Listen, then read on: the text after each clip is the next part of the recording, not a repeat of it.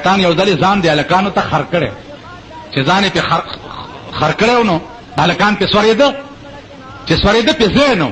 د نور الکانو وی چې الکه دا چلو کې چې دا خشنو په ځای کې یو باڼه سورو منډي چې سالکان پاغه سوار چې دا چلے ور سره او شیطان بیا ځان شیطان کوي دا زمانم زیات دي او شیطان په چټای دی هغه غریب چرته پروت دی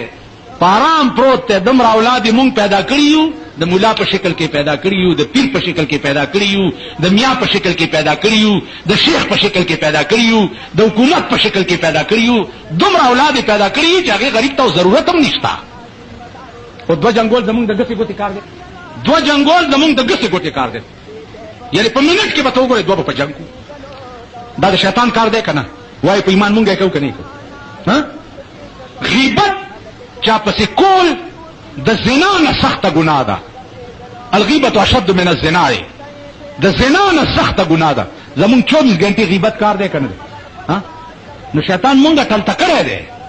چې ته په آرام کې نه ان شاء الله ستاسو ډیوټي کې به فرق نه راځي